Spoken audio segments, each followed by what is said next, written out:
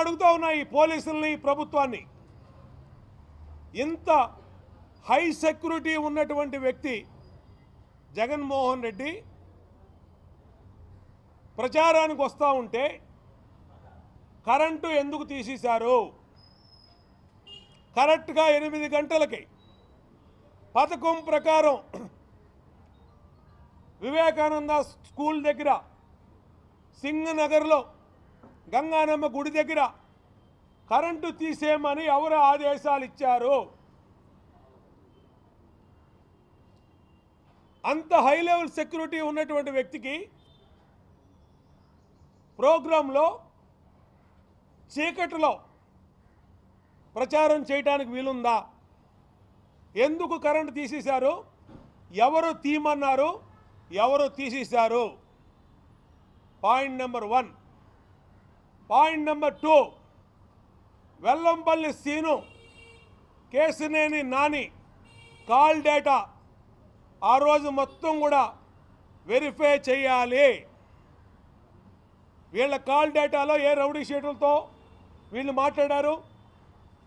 మాకు వచ్చిన సమాచారం ప్రకారం పశ్చిమ నియోజకవర్గంలో బంకా శివ అనే రౌడీ షీటరు వాళ్ళ బ్యాచ్తో వెల్లంపల్లి ఆదేశాలు పాటించి చేశాడని మాకు వచ్చిన సమాచారం.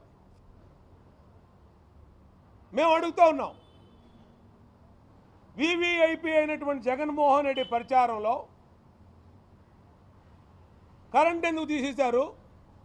కరెంటు తీసిన సమయంలో జగన్మోహన్ రెడ్డి బస్సు మీద ఎందుకున్నాడు? అంత వివిఐపిని బస్సు మీద ఉంచుతారా?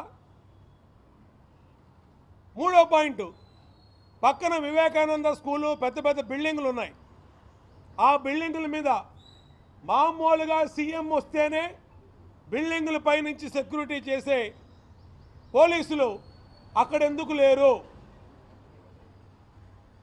దీనికి సీతారామాంజనేయులు కారణం కాదా? ఇదంతా ప్రీ ప్లాన్డ్గా జరిగినటువంటి దాడి కాదా? ప్రీ ప్లాన్డ్గా చేసినటువంటి సానుభూతి కోసం చేసినటువంటి వ్యవహారం కాదా ఇది? మీరు కాదంటే సిబిఐ ఎంక్వైరీ చేయండి. ఎందుకు సీఎం మీద దాడి జరిగితే ఇవాళ పోలీసులు ఇంతవరకు ఎందుకు పట్టుకోలేకపోయారు? సిబిఐ ఎంక్వైరీ చేయండి, నిజాలు నిగ్గు తేలుస్తారు. మళ్ళీ